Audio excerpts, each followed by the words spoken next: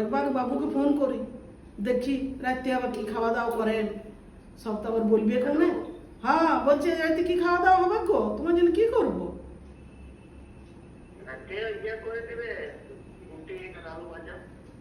আর একটু কিছু ডাল ফাল করে দেবো, আমাদের তো বয়স হচ্ছে, চিবি খাওয়া মুশকিল। ঠিক আছে, ফোনটা রাখলাম। হ্যাঁ হ্যাঁ। বাবা রে, এ বাবা কি হলো?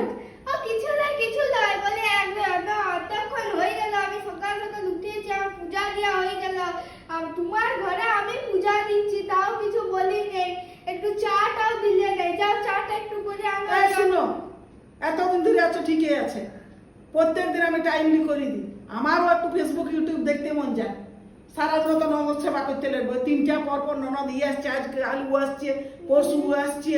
এইটা আমার বাপের ঘর, আমি যখন তখন আসতে পারি, তুমি বলার কে হও? আমি তো সেটার কথা বলিনি, বাপের ঘর তো করে করে এবার খাও, আমি হাই প্রেসার হয়েছে, বয়স হয়েছে, সুগার হয়েছে। ই বাবা, তো ঠিক আছে বসো, চা করে এনে দিচ্ছি, বসো বসো বসো, চাটা আনি, চাটা আনি। পাল্লায় পড়লাম বাবা, কে জানায় কিছু করবে না, ফেসবুক ইউটিউব দেখবে, ফেসবুক ইউটিউব। না চাটা খা। বাবারে জালি পুড়ি জীবনটা শেষ করে দিল, এমন ননদ, রে বাপ রে বাপ।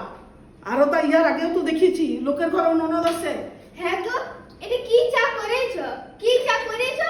লাও খাও, দেখতে চোখা চাটা লাও, ভালো করে দিয়ে আনতে পারো। গাতে গরম চা ঢেলে দিচ্ছি, এগুলোর সঙ্গে মানহানির মামলা করা উচিত, এগুলো বধূ নির্যাতন কেসে পড়ে যাবে বাবা। ছি ছি ছি ছি ছি।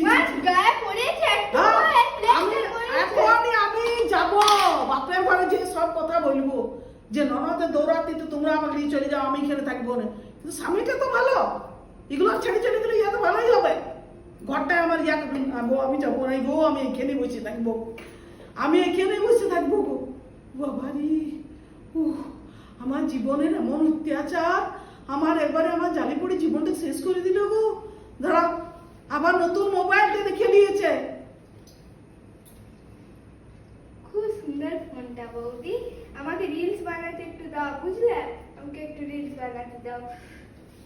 নতুন ফোন কিনেছে, বাবা রে, এত একবারে এইসব গজ গজ গজ গজ গজ গজ গজ গজ করতে ফোনটা ছাড়িয়ে চলে গেল।